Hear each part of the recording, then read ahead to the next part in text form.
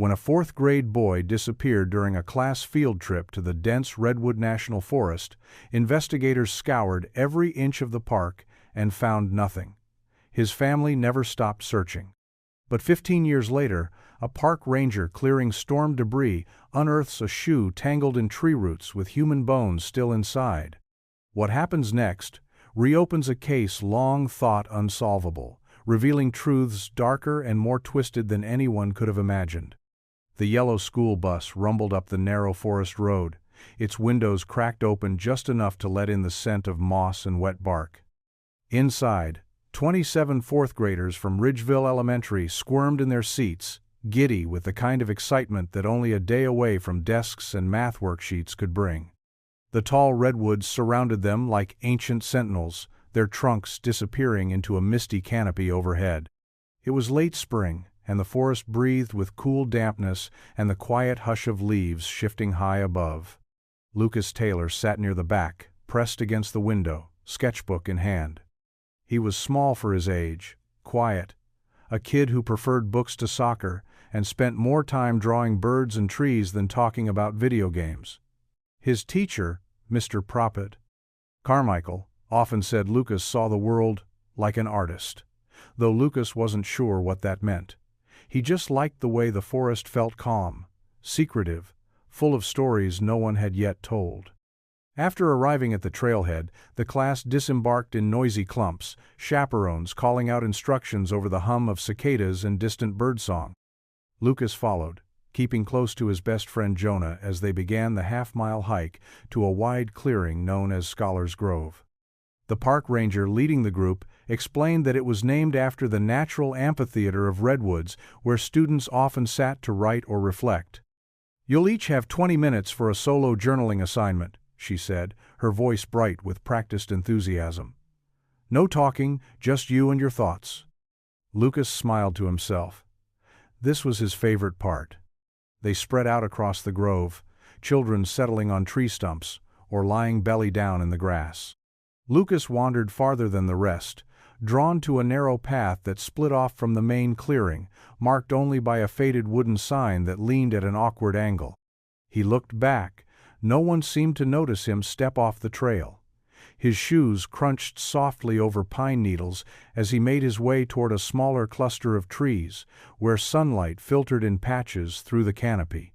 He found a perfect spot near a rotting log, sat down, and opened his sketchbook. He didn't hear the footsteps behind him. When the ranger called time, the students returned one by one. Jonah was the first to notice Lucas was missing. "He was just over there," he insisted, pointing toward the edge of the grove. But no matter how many times they called his name, Lucas didn't answer. Minutes became hours. Rangers, teachers, and eventually police combed the trails, their voices echoing through the woods, always calling the same name. But the forest stayed silent. The search began before the sun had fully risen, the mist still clinging low to the forest floor like a veil the earth refused to lift.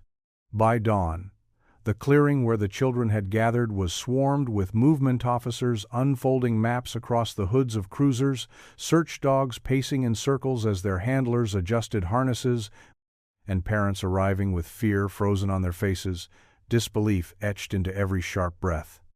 Mark and Linda Taylor stood by the ranger station in stunned silence, wrapped in borrowed park blankets that did little to warm them. A thermos of coffee sat untouched at their feet, forgotten. Linda clutched the last thing she remembered: Lucas wearing his blue windbreaker with the missing zipper tooth near the collar rocking slightly, as though trying to keep herself from breaking in half. Helicopters circled above the canopy, sending ripples of wind through the leaves but revealing nothing beneath. The forest swallowed noise easily. It swallowed people, too. The dogs caught a scent near the path Lucas had wandered down. Officers followed, weaving through underbrush and over fallen logs, calling his name again and again. "Lucas! Lucas Taylor!"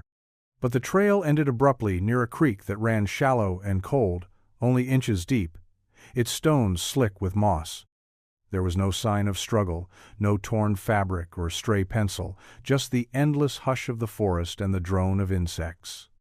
Volunteers from Ridgeville and nearby towns poured in, bringing water bottles, flashlights, even thermal blankets just in case.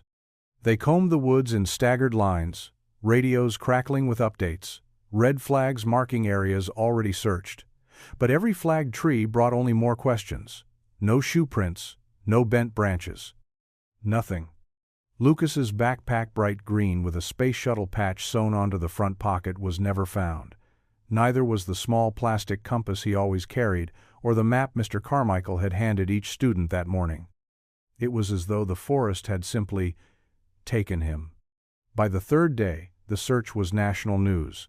Camera crews arrived, whispering rehearsed lines into microphones with solemn voices. Linda refused to leave the ranger station, convinced that if she went home, it meant giving up.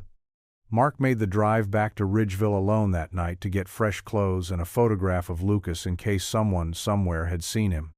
But as dusk fell on the fourth day and the search grid expanded outward with diminishing hope, something else settled in the clearing, something heavier than fog. The certainty no one dared speak aloud.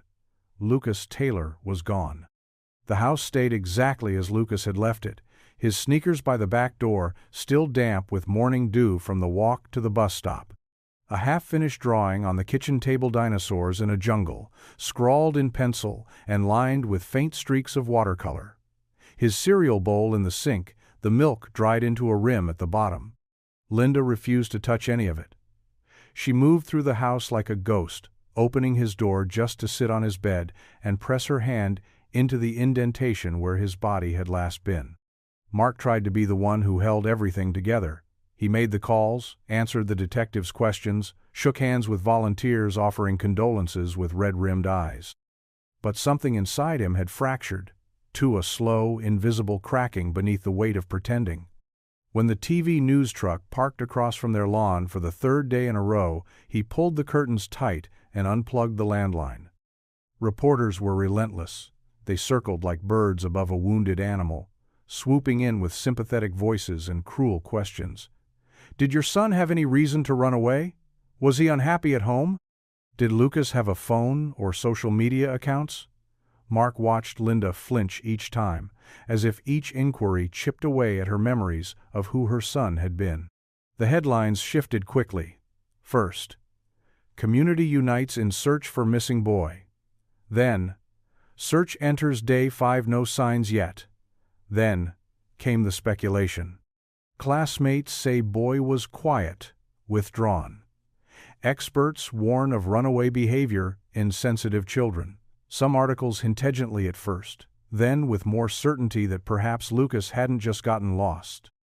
Perhaps he had wandered off on purpose, perhaps he had planned it. Linda screamed when she read the first of those pieces.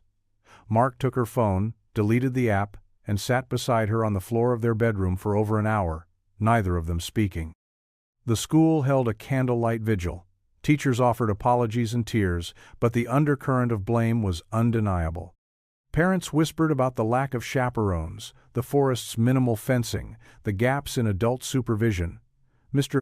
Carmichael, who had once praised Lucas's gentle imagination, gave a televised statement and then took an extended leave of absence. The Taylors stopped attending the press briefings. They stopped opening their door to reporters, and eventually, to almost everyone. Grief had become a room with no windows, no exits, just the memory of a boy who had vanished into the trees and taken the world with him. Simon Ellis hadn't spoken about that day in 15 years, not the real version, at least, not the part that mattered. He'd told the investigators everything they expected to hear, where the trail maps were stored, what time the buses arrived, how many rangers had been assigned to the field trip group. He had walked them through every checkpoint, every designated boundary, nodding along as they asked the same questions over and over. But he never mentioned the shadow.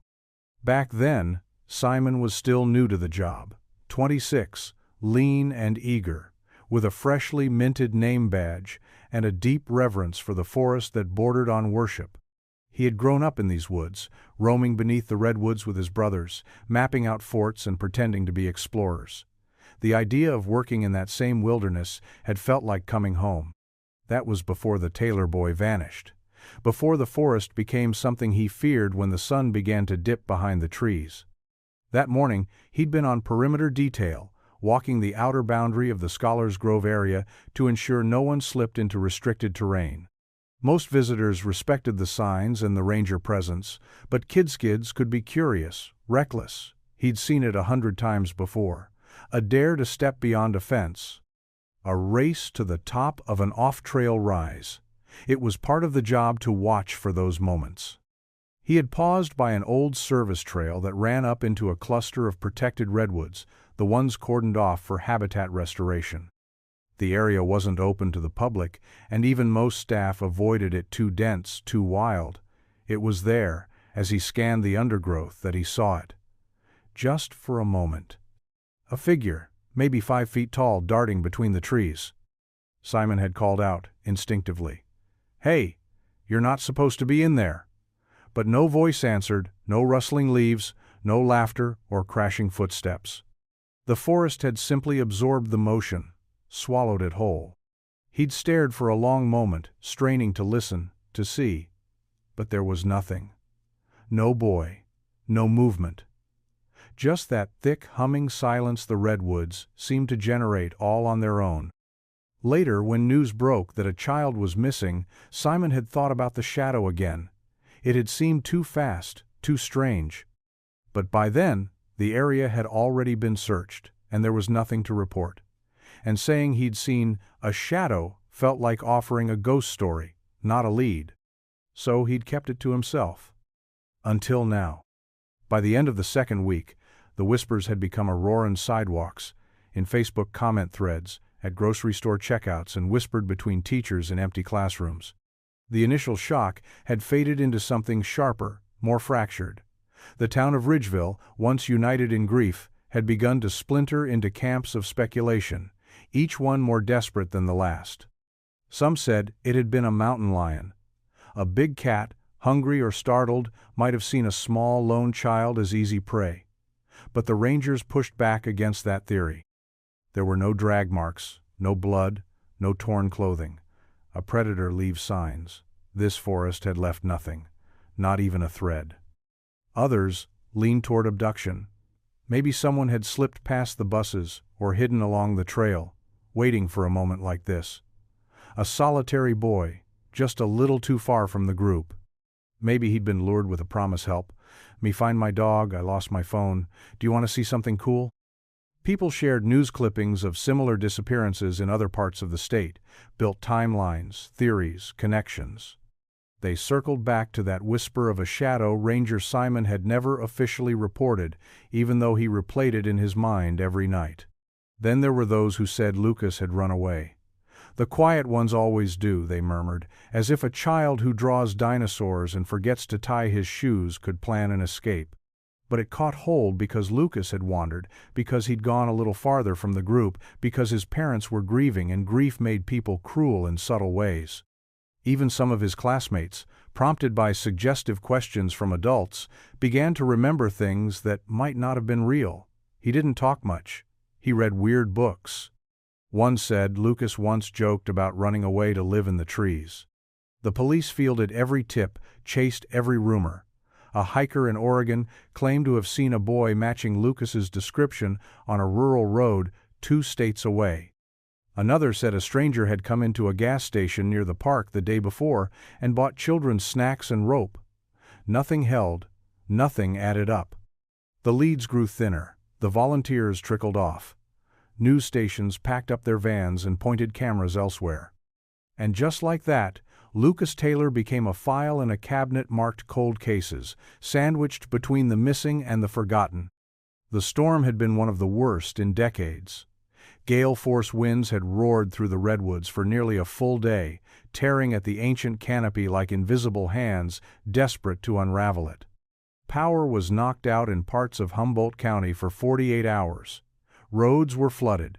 Treesome that had stood for centuries came down like tired giants giving up a fight. The forest, so often still and eternal, had been left raw and broken. Simon Ellis parked the Forestry Service truck at the end of the service road, gravel crunching beneath the tires. Rain still clung to the windshield in streaks, and the sky above was a dull, metallic gray that refused to lift. He stepped out slowly, joints stiff from years of trail work and the cold that had crept deep into his bones since he turned 40. He wore the same patch on his jacket, Ranger, Redwood National Forest butt. His face was older now, the lines carved deeper, his eyes quieter. He had asked to be on fire watch this week. Instead, they put him on cleanup. Protected zone, his supervisor had said. You've worked that sector before, right? No better man for it. Simon had nodded, swallowing the weight that came with the assignment. The sector was deep into the Western Grove, a restricted area set aside for old-growth restoration. Off-trail, rarely visited. And infamous for reasons official maps never acknowledged. He slung the chainsaw over his shoulder and followed the flagged path, boots squelching through mud. Half a mile in, the devastation began. Limbs as thick as telephone poles snapped like bones. Moss-drenched trunks splintered across the forest floor. And then he saw it, the tree. The one that wasn't supposed to fall. A titan, nearly 20 feet wide at its base, lay torn from the earth. Its root system, exposed and sprawling, had peeled open a section of the forest floor like a page being violently turned. Soil hung in heavy clumps from the upended roots, and something else too plastic. Torn fabric. A flash of unnatural green. Simon stepped closer, frowning. The wind stirred the hanging roots like hair. There, caught in the tangle, was something small and out of place. A child's shoe. Mud-caked, half-buried, its size unmistakable. The air thickened, his pulse quickened. He hadn't seen a shoe like that in years, not since a name had been whispered through this forest, then left to rot in silence. Lucas. Simon knelt slowly, his knees pressing into the damp, uneven earth. The saw still idled in the distance, its blade caught against a knotted branch he'd been halfway through. But the machine's growl had dulled beneath a louder silence, one that pulsed in his ears and made the forest seem suddenly far away. He reached out with a gloved hand and brushed the soil gently from the object clutched in the roots. It was a child's sneaker, small, frayed at the toe, its once bright green now mottled with dirt and time. A faded star logo was stitched along the side, barely visible beneath layers of grime. He stared at it for a long time, his breath caught somewhere in his throat, the air too thick to swallow. The weight of the moment pressed against his chest, a feeling he hadn't known in years, something between fear and knowing, and dread. He reached forward, hands trembling now despite the cold. He gave the shoe the slightest tug, expecting it to come free, expecting it to be a remnant from a hiker, some trash washed in by the storm. It didn't move easily. The roots held it fast, knotted around the sole-like fingers. Simon tried again, this time pulling harder, and something shifted beneath the surface. There was a soft, cracking sound, subtle and muffled, like twigs snapping deep in the mud. Then it came loose. But not alone. A thin, bone-white shape emerged from the roots, still attached to the shoe. A foot, a child's foot, skeletal, the skin long gone, tendons reduced to something darker and taut. It was small, horribly small, and impossibly fragile, like it might fall apart in the breeze if Simon let go. He dropped the shoe and staggered backward, his breath sharp and ragged in his chest. His back hit the fallen trunk behind him, and he pressed against it, hard, needing something solid to ground him. The forest watched in silence.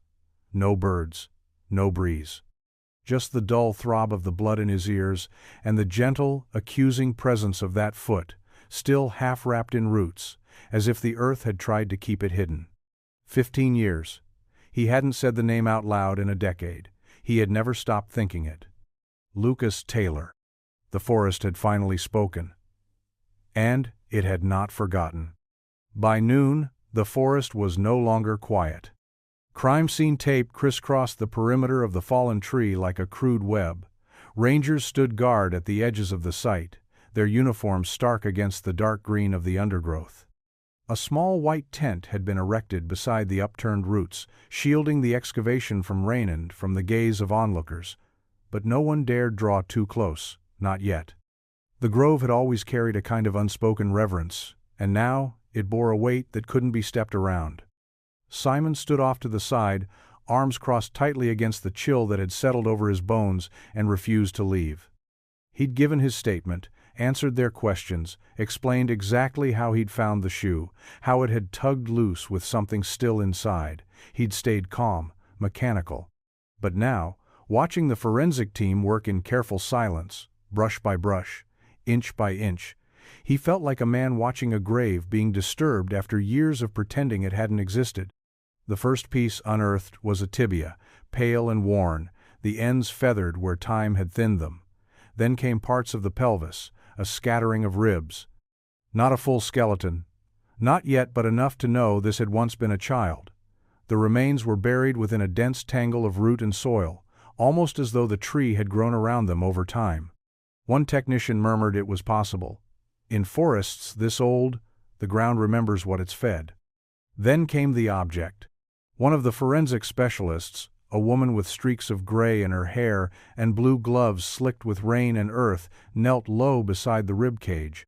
She brushed away a clump of moss and reached carefully into the space beneath the sternum.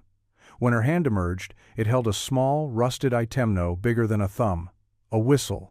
Metal, dull with age, the kind of thing a coach might use, or a playground monitor. She turned it over, wiping the dirt from its surface, and froze. "LT," she said, quietly. The initials were barely visible, but they were there, etched into the side. The engraving was amateur uneven, like a child had done it themselves. Simon felt the ground tilt beneath him. 2 days later, the DNA confirmed what the forest already knew. The bones belonged to Lucas Taylor. He hadn't run away. He hadn't disappeared. He'd been here all along. Detective Joelle Pierce stepped out of the unmarked SUV, her boots crunching softly over the wet gravel of the ranger station parking lot. Rain hung in the air like breath on glass, clinging to the tall windows and the steel sign that read Redwood National Forest, Western District. She paused for a moment before entering, taking in the dense line of trees that framed the horizon. They stood as they always had, quiet, ancient, and unmoved. But now they bore witness. Inside, the air was warmer but no less heavy. Maps of the forest hung along the walls, each one meticulously marked with colored pins and notes from a case once long forgotten, now cracked open like a coffin lid. Files that had gone untouched for over a decade were stacked neatly on a nearby table, some still bearing the original labels. Taylor, Lucas, missing person. April 2008. Joelle moved with the deliberate grace of someone used to walking into silence and stirring it. She was in her mid-40s, sharp-eyed and steady-handed, her voice low and even. No theatrics, no dramatics, just precision. She had reviewed every scrap of the original case file on the plane ride up, and by the time she arrived, she already knew what questions hadn't been asked. Simon Ellis sat across from her in the Ranger's break room, a paper cup of coffee untouched in his hands. His face was thinner than his personnel photo, and the wear of the last few days clung to him like moss. He recounted the moment he found the shoe, his voice flat, too careful. "Why didn't you mention seeing movement in the off-limits grove that day?" Joelle asked quietly. Simon's hands tightened slightly on the cup. "Because I didn't know what I saw. It was fast. Could have been a deer. Could have been nothing." "But now you think it wasn't nothing?" "No," he admitted. "Not anymore." She nodded, jotting the note without looking down. Over the next 2 days, Joelle interviewed each chaperone who had been on the field trip some still lived in town. Others returned reluctantly, summoned by the news. Mr. Brum. Carmichael, the teacher who had led the group, now worked at a private school 3 hours south. His hands trembled as he spoke. Another parent broke down in tears halfway through, confessing she hadn't even noticed Lucas had wandered off until someone else pointed it out. Piece by piece, Joelle gathered their accounts not for what they confirmed, but for what they contradicted. The map of Lucas's last known moments was beginning to curl at the edges. There were gaps. Things that didn't make sense, a shadow here, a missing page there. It wasn't just the forest that had been silent all these years. People had, too. The whispering tree had always been just a story. It lived in hushed retellings at campgrounds and fire pits, traded between kids when the grown-ups were out of earshot. A towering redwood, older than memory, hidden somewhere deep in the western grove. Some said it had a hollow trunk so wide you could crawl inside and hear voices that weren't your own. Others claimed it never dropped its needles, not even in winter, as if it were kept alive by something other than sun and soil. But the most persistent version was the one that turned in Simon's mind now, the version every ranger had heard at least once when they'd first taken the job, probably half drunk, probably meant as a joke. That the whispering tree ate time, and sometimes, if it was hungry enough, it ate children too. No one had taken it seriously. Not the senior rangers, not the historians who passed through, not even the folklore groups who occasionally came to catalog old myths. The forest was full of stories, and the redwood's massive, ancient shadow-wrapped made it easy to believe in ghosts. But until now, it had all been background noise. That changed the day Lucas's remains were found. It started with a question. One of the younger volunteers helping mark off search zones for new scans asked Simon, offhand, if the tree they'd been working near, one with a gaping split in its trunk, half burnt at the base, was the Whispering Tree. Simon didn't answer at first. He hadn't thought about that name in years. But when he turned to look at the tree, something twisted in his chest, because he recognized it. The shape of the trunk, the hollow like a dark mouth yawning open in the bark. And suddenly he remembered 15 years ago, during that first search, he had stood not far from this very place. He'd felt watched, heard something like breath moving through branches that weren't swaying, and he'd left, quickly. Now Detective Pierce sat at the ranger station, listening quietly as Simon told her the story. "You think this tree has something to do with it?" she asked, her expression unreadable. Simon hesitated. "I think this place holds things, and maybe it held him." Outside, the wind picked up. The trees moaned softly, as if shifting in their sleep. And somewhere in the grove, unseen among the oldest trunks, the Whispering Tree waited, silent and still except to those who listened too closely. They came in small groups, stepping hesitantly from rented cars and shuttles that idled just off the gravel trailhead. Some clutched paper coffee cups, others hugged themselves against the wind, the years sitting on their shoulders like invisible weights. Cameras followed them too, maybe 3 crew zone from the local news station, another from a true crime podcast filming a documentary series. The town had changed, but the forest hadn't. It still loomed, solemn and undisturbed, as if time had never touched it, as if it remembered more than anyone else. They were 24 now, 25 in some cases, adults, technically. But as they stepped into the tall shadows of the redwoods, their bodies older but their eyes uncertain, they looked like children again.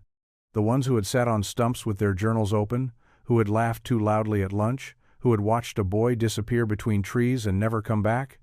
Kyle Brenner walked behind the group, hands shoved into the pockets of his black windbreaker. He kept his hood up, despite the clear sky, and ignored the producer trailing behind him with a clipboard and a too bright smile. When the crew asked for a group shot in the clearing Scholars Grove, the place where they'd last seen Lucas Kyle stopped cold.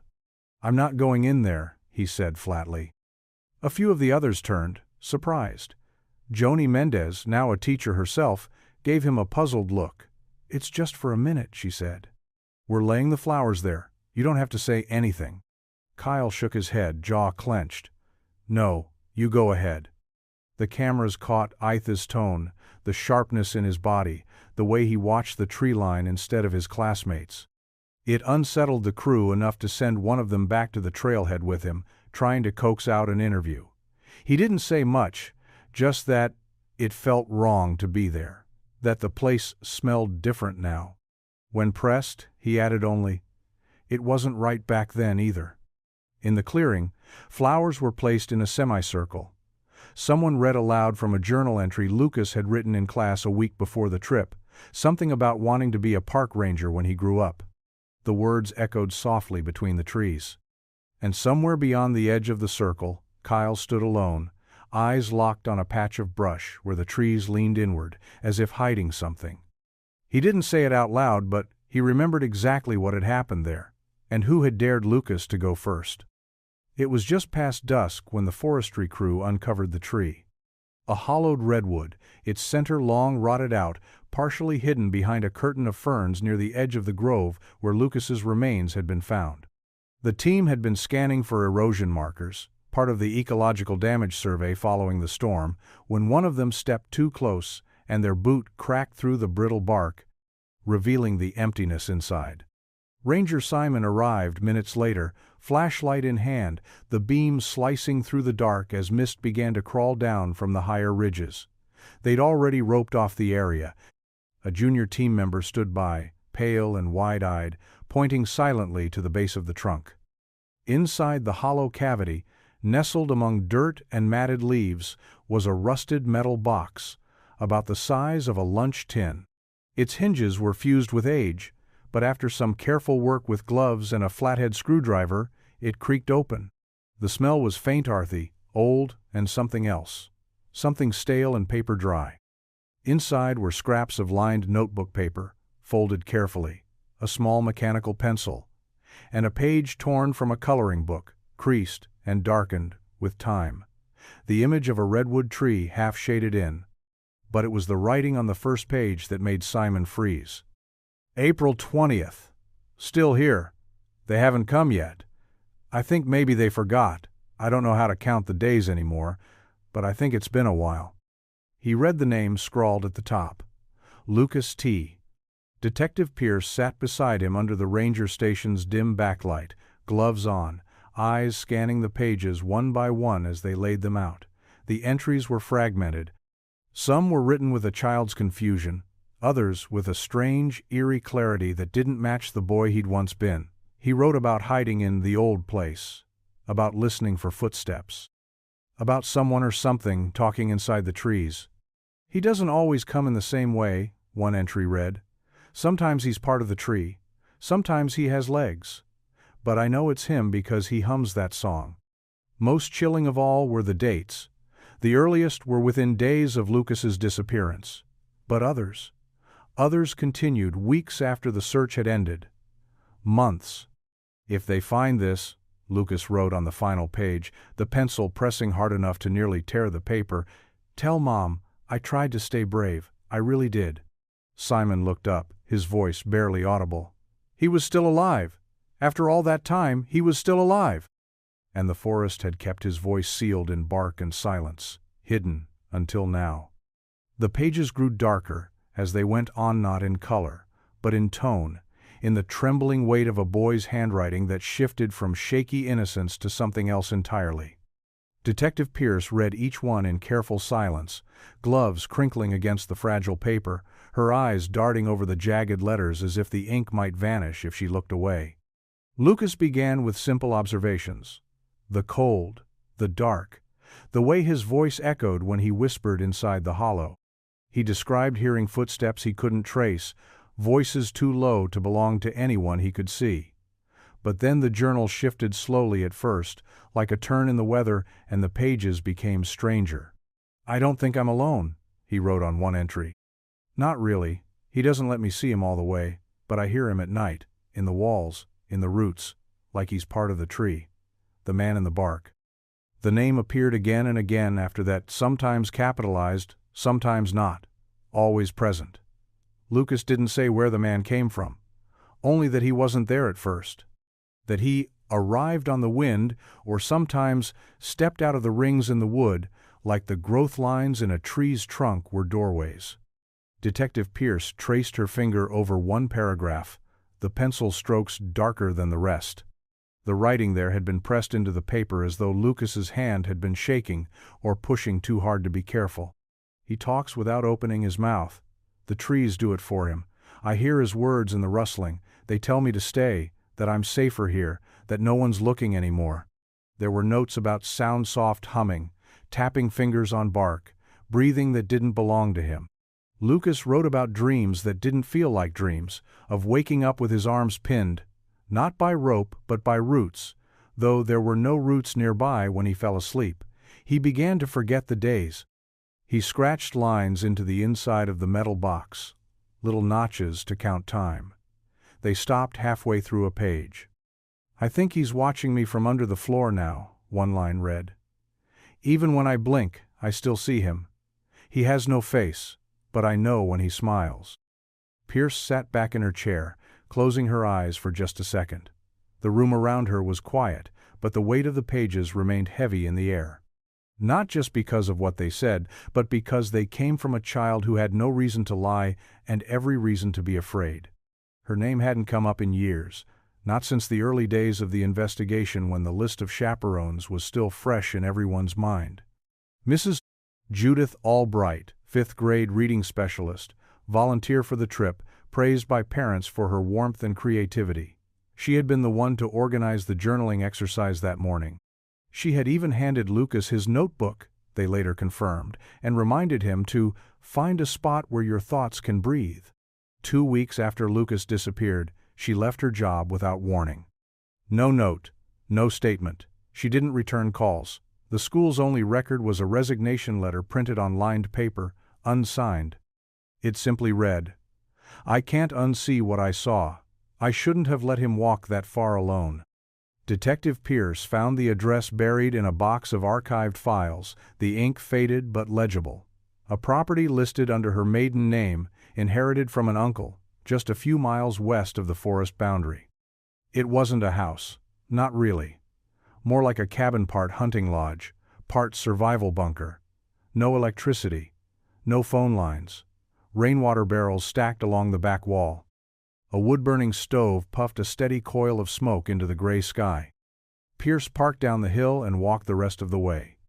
Mrs. Albright answered the door barefoot, her hair gray and wiry, eyes ringed with shadows that spoke of years without rest. She didn't ask for ID.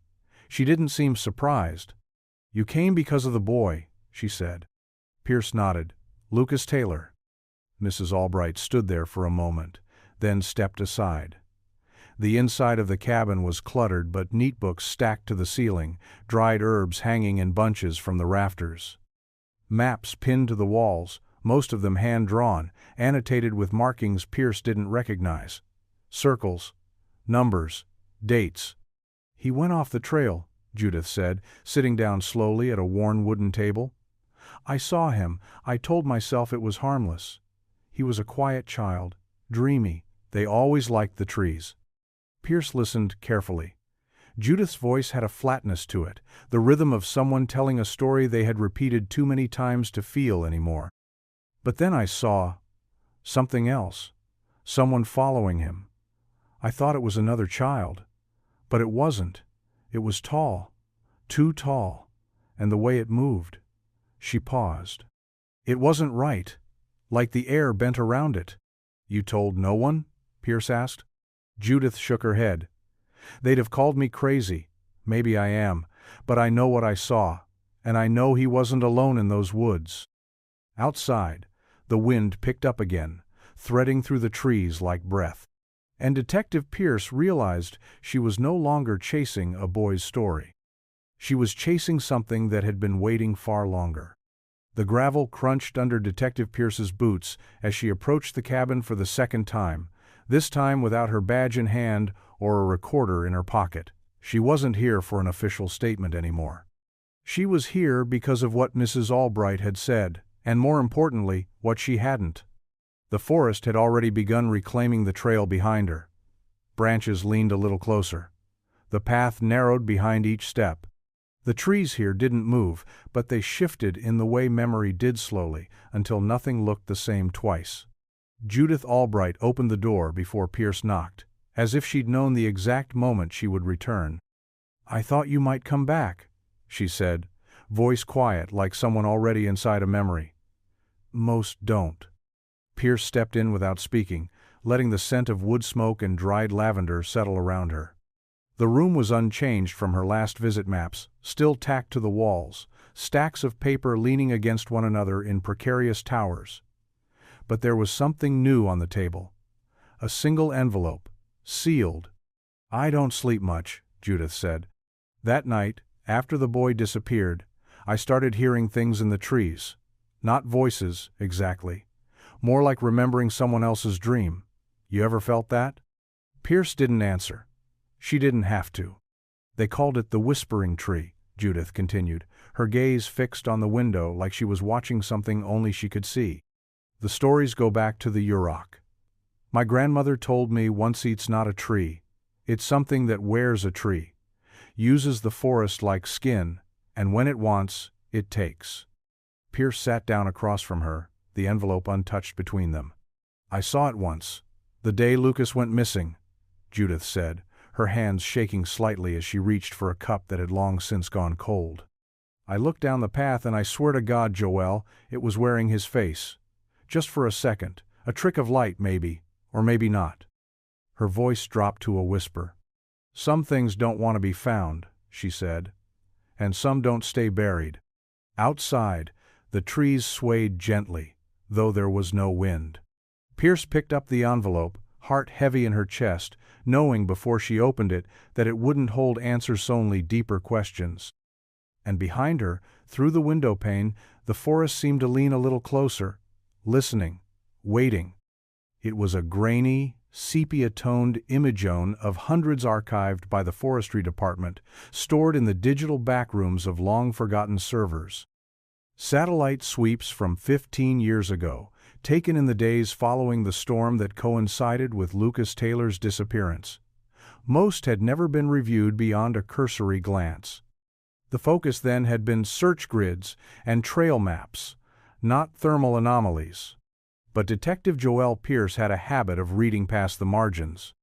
She stared at the screen in the ranger station's back office, eyes narrowed, watching as the time-stamped sequence from April 19th flickered into focus. The image showed an aerial shot of the western Grovelush, whole, undisturbed except for a single blotch, a hot spot, roughly circular. Tucked just beyond the edge of the protected boundary where Lucas had last been seen. It was faint but undeniable, a signature of heat where none should have been. She magnified it. The outline was irregular, not the shape of a campfire or controlled burn. It bled outward in jagged fingers. A flare, perhaps, or something more desperate.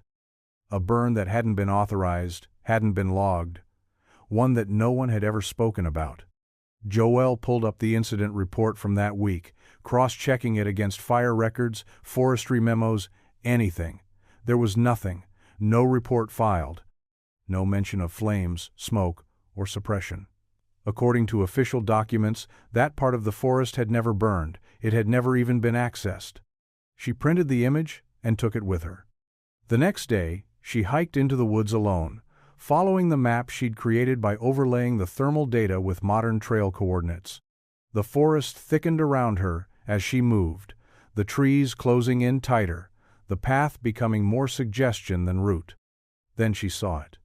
A clearing bare, almost hollow, ringed by trees that leaned outward as if recoiling from the center.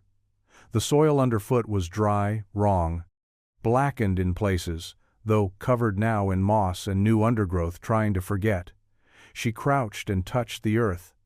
Ash still lived beneath the surface, just enough to whisper what had once happened here. She stood slowly, eyes scanning the tree line. The air was cooler here, but not dead. It watched.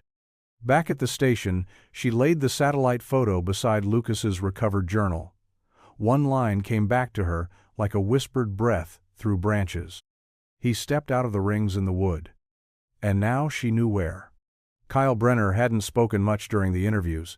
He had answered every question Detective Pierce asked with polite deflection. Yes, he remembered Lucas. No, he hadn't seen anything strange that day.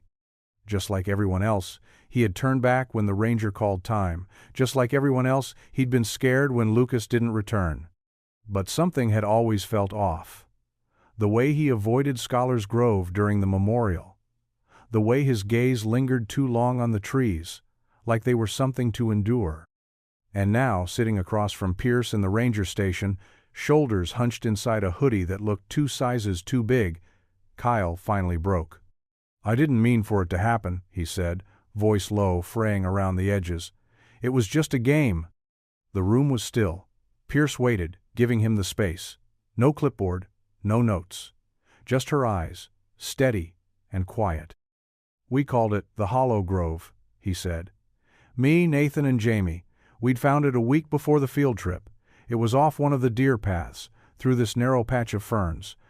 You wouldn't even know it was there unless you were looking. There was a dip in the earth, like a pit, but shallow, and the trees around it were burnt. Burnt how? Pierce asked gently. Charred, but just the roots, Kyle said, his fingers tapping nervously against the table. The trunks were black at the base, the rest looked normal, like the fire had come from under the ground. He swallowed. There were these marks, in the dirt, circles, carved into the roots. We thought it was cool, like maybe it was some kind of secret place. And Lucas? Kyle looked down. He wanted to be included. He was always tagging along, even when we didn't ask him to. So Nathan dared him. Said if he spent 5 minutes in the pit alone, we'd let him join the club. Kyle's voice broke. He went in smiling, holding that stupid compass he always had. Said he'd draw pictures of the markings while he waited. Kyle wiped at his eyes with the back of his sleeve. But then he just didn't come out. We waited. We yelled. Jamie even threw a rock in to scare him. But there was no sound. Nothing. It was like the pit had swallowed him. Pierce leaned in slightly. Why didn't you tell anyone? Kyle's answer was a whisper.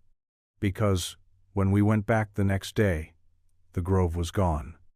It started with an envelope. No return address, no markings. Just her name, Pierce, written in blocky, uneven handwriting across the front. It had been slid under her office door sometime during the night, bypassing the locked entry, the alarms, the security camera that hadn't picked up anything at all. Inside was a flash drive. She hesitated before plugging it in. The file was unlabeled, no metadata. She clicked play. At first, it was nothing. Ambient noise. Wind, maybe. Leaves rustling in a slow, steady rhythm like breath. But then came the creaking. Deep, resonant wood straining under some invisible weight. Not sharp like branches snapping. Older, sadder, as if something ancient were shifting its bones beneath the forest floor. The creaking faded, and then the whisper came. Pierce. Her name, spoken barely above silence, so faint she thought at first it was interference. But then it came again. Pierce. A child's voice. Hollow, clipped by static, but unmistakable. She listened to it a dozen times, replaying the name again and again, letting it curl in her ears like smoke. There was no other speech. No sound of footsteps, no breathing. Just the trees and the voice, too soft to be anything but real. The second envelope arrived 2 days later. This time, there were 3 files. More creaking, more whispering. In one, the voice repeated a phrase over and over, each time losing shape like it was being swallowed by the wind. Under the roots, where the sky can't reach, where the sky can't reach. She didn't tell anyone, not yet.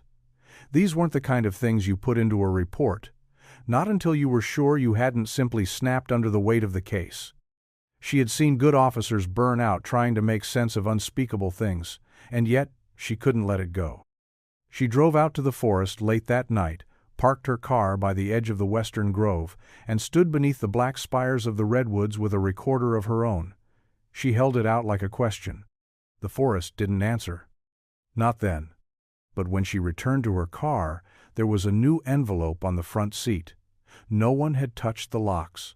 No windows were broken. It was just there, waiting. Inside, a single strip of tape. And when she played it, the same child's voice whispered again, this time a little closer. I see you now. The soil gave way easier than it should have. Detective Pierce crouched near the outer ring of the grove, flashlight beam trembling as the forensic team peeled back layers of moss, root, and rock. It had started with a sinkhole barely 3 feet across, shallow enough to be dismissed as storm erosion, until one of the rangers tapped a metal rod into the ground and it rang back like a bell. Hollow.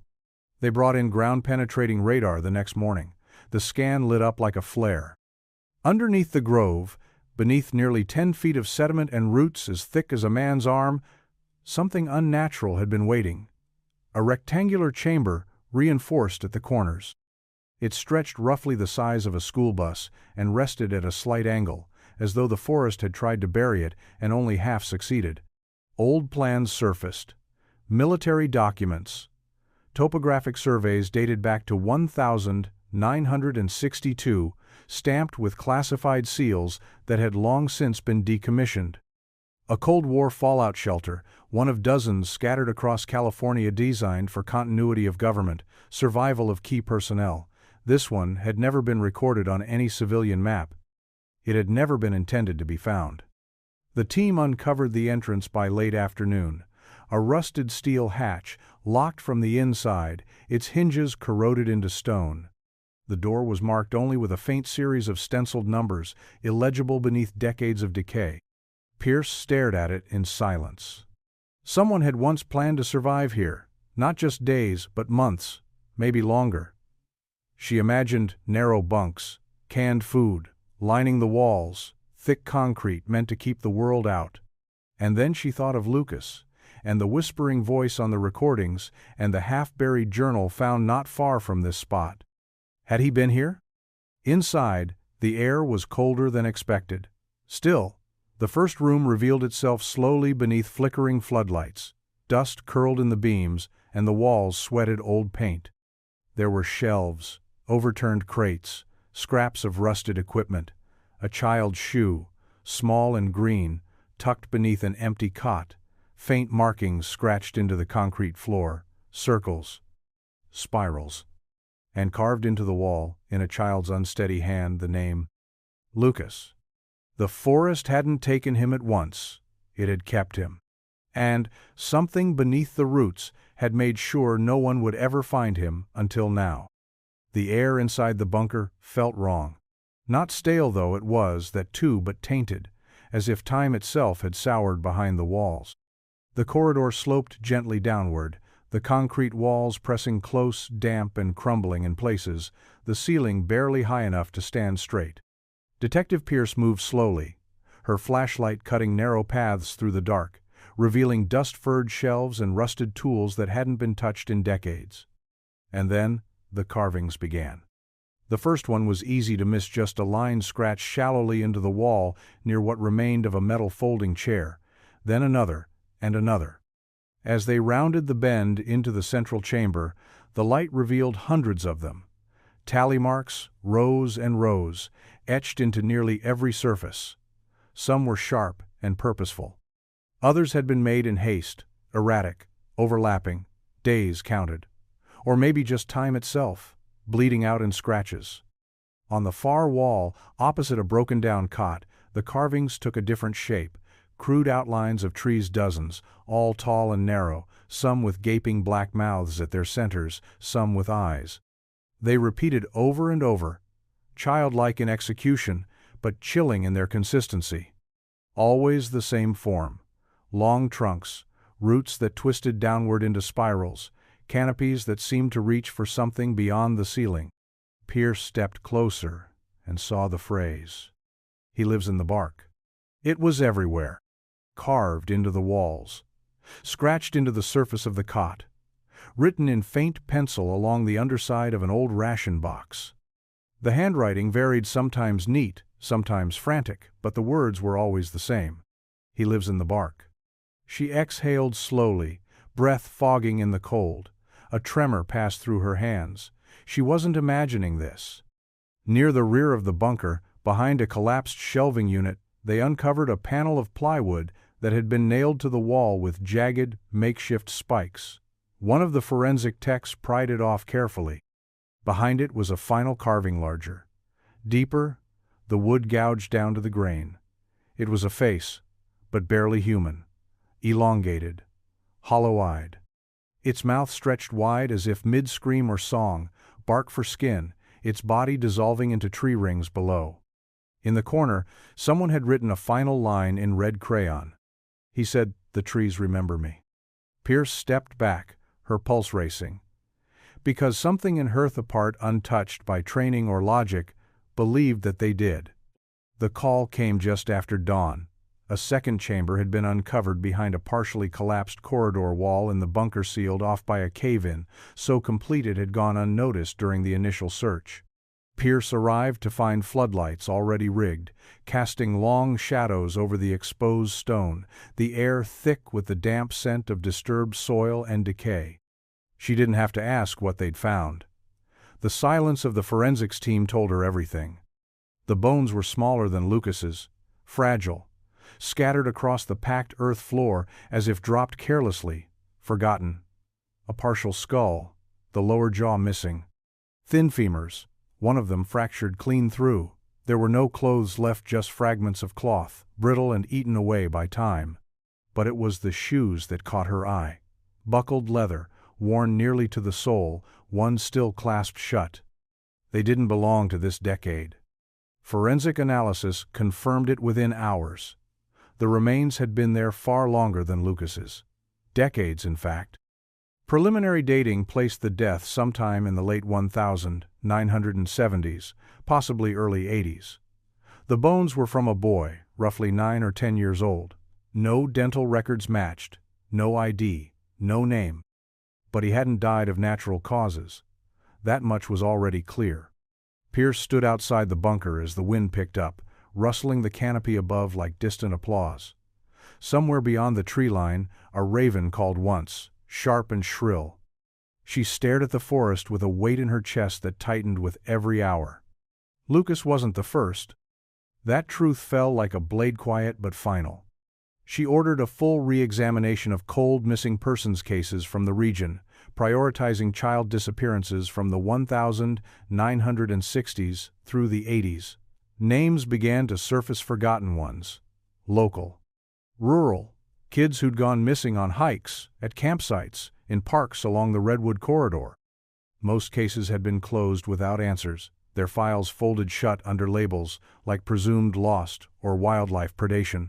But now each one was a knot waiting to be untangled. Inside the bunker, the second child's remains were placed beside Lucas's in separate evidence containers. The forensics team marked the location with yellow flags and packed their equipment in quiet efficiency.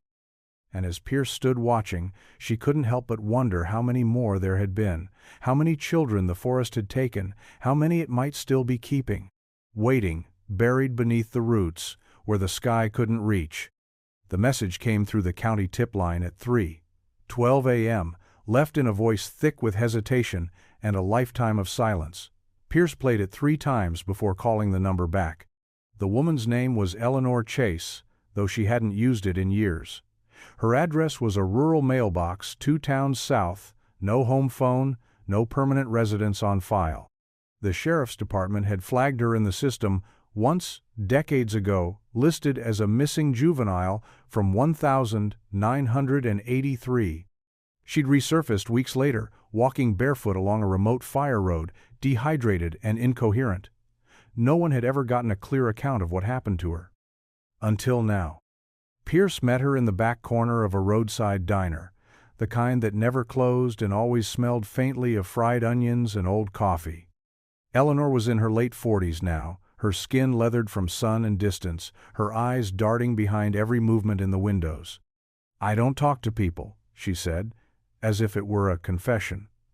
"But I saw your story on the news, the boy, the bunker. I knew you'd find more." Pierce waited, hands folded loosely around a mug she hadn't touched. She knew the trick: say nothing, let silence do the asking. "I was 9, Eleanor finally said, voice brittle. "It was a church retreat. They lost me on the second day. I don't know how. One minute I was walking with the group, the next minute, the trees were different." She described a place beyond the marked trails, where the sunlight dimmed unnaturally, and the air felt thick, like breathing through cloth. A clearing full of ash and blackened roots. And a man. "He looked like a ranger," she said, "but wrong. His face didn't move right, like he was wearing a mask, but there was nothing underneath." Pierce said nothing, but her pulse quickened. Eleanor stared down into her cup, hands shaking. "He never got older. I saw him again years later, in town, just standing across the street, same face, same boots. He didn't blink." She fished something from her Jaquita drawing, old and faded, a face carved in wood, hollow-eyed, smiling. "I heard him in the trees for years after, whispering, telling me to come back." Pierce took the paper, her voice soft. "Why didn't you?" Eleanor looked up, her expression hollow. "Because I think if I do, he won't let me leave again." The newspaper clipping was folded into quarters, yellowed and brittle at the edges, buried inside an old historical archive file that hadn't been touched in over 30 years. Pierce smoothed it open with care, her gloved fingers tracing the headline printed in faded ink. Local hermit vanishes after allegations surface. Authorities dismiss rumors as folklore. The article dated back to September 1974. The man's name was Theodore Marin, though most of the town had stopped calling him that long before he disappeared. To locals, he was simply the tree keeper. He had lived alone in the forest for decades, according to the clippings.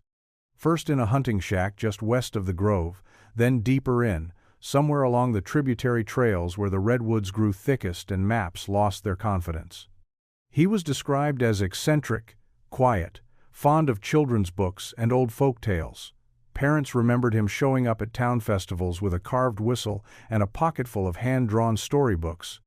He would sit cross-legged beneath trees and tell stories about ancient things that lived in roots and rain. Some said he was harmless, others not so much. In the summer of 1974, a 6-year-old girl went missing from a campground on the forest's edge. She was never found. A week later, a second child 8 years old wandered from his family's cabin near the logging trail. The boy reappeared 2 days later, barefoot, dazed, and unable to speak. He had been clutching a carved wooden whistle. Authorities questioned Marin, but his cabin was gone, vanished as if it had never existed. No foundation, no fire pit, no signs of recent habitation, just scorched ground and a ring of stones, blackened by what looked like lightning or worse. The report concluded that his shelter had likely collapsed or burned in the recent storm that had swept through the region and that the man had moved on or succumbed to exposure. But the whispers didn't stop. Children told stories of hearing whistling from the trees long after he was gone. The same melody, the same rhythm. A call, they said, not a song. One child, in a taped interview from 1977, claimed a man with tree skin had offered him candy in exchange for keeping the forest company. The tape was labeled inconclusive. Pierce closed the file slowly, her breath shallow. The tree keeper was never found. And now his stories were waking up again. Only this time, they were no longer stories. It was tucked in the back of the metal box, behind the pages they'd already cataloged, folded twice, edges soft from wear, the pencil faded almost to invisibility. For weeks, the forensics team had dismissed it as Blanca scrap used to buffer the others.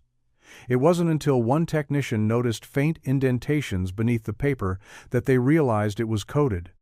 Lucas had hidden his final message in plain sight. The cipher took days to crack. A substitution based on the page numbers of a novel found nearby the secret garden, the one his mother had once said was his favorite. Each letter matched a word on a corresponding page. A child's attempt to keep something private, maybe, or to protect his last thoughts from someone, something. When Detective Pierce finally read the translation, she sat still for a long time. The fluorescent hum of the evidence room faded until all she could hear was the soft creak of the page as she turned it over. The handwriting was shaky but deliberate. "If you find this, it means I didn't make it out. It means he still lives here." Pierce read on. "I tried not to listen to him. But he talks in the trees. Sometimes through the wind, sometimes through the bark. I stopped answering a long time ago, but he still waits." The letter was part diary, part confession, part desperate goodbye. Lucas wrote about days without light, about dreams where the trees reached into the bunker and pulled him upward by his breath. He spoke of the whispers growing louder, closer, until they no longer needed wind or branches to be heard. "He only comes when it's quiet. He likes when you forget how long it's been." The last paragraph was pressed harder, the words etched deep into the paper, as if Lucas had known it would be the last thing he ever wrote. "Tell Mom I'm sorry I didn't come back. Tell Dad I kept trying to be brave. If you're reading this, don't stay. Don't look for him. Don't try to hear what he says. He takes the kind ones first." Pierce closed the file with shaking hands. The boy had not just vanished. He had been hunted. And the thing that hunted him had not left the forest. The sky was overcast the morning they buried what remained of Lucas Taylor. No church, no pews. Just a ring of chairs at the edge of the forest, where the trees opened up enough to let the light through. The casket was small, too small. It didn't need to be larger. The soil it would rest in had already once tried to hide him. A wooden box containing Lucas's bones and the salvaged contents of the bunker sat on a table draped in pale gray cloth. Flowers rested beside it, white lilies, bluebells, and a single sprig of rosemary for remembrance. His parents stood together, arms linked, neither speaking. They had stopped speaking much in public now. Words couldn't reach where they'd lived for the last 15 years. Detective Pierce kept to the back. She didn't wear her badge. She didn't take notes. Today, she wasn't a cop, just a witness. The burial was simple. No cameras, no press. Just the forest, and the wind, and the low hum of breath as someone read a line from Lucas's journal, the first entry, not the last. The trees are taller than I thought. I feel small but not scared. I like that they whisper when no one's watching. When it was over, and the final stone was laid beneath a plaque that read, "Only Lucas Taylor, 1998, 2008, the crowd thinned. His parents stayed longest, then the forensics team, then the local rangers. Only Simon Ellis remained. He stood alone at the tree line, hands shoved deep in his jacket pockets. The wind shifted gently, and the scent of pine and ash carried through the branches like memory. The forest behind him was quiet now, unnaturally so. The authorities had ordered the western grove sealed indefinitely. Fences were already going up. Warning signs would follow. No one else would walk those paths again. No one would be allowed to get close enough to listen. He turned to leave, boots soft against the moss. And then he heard it.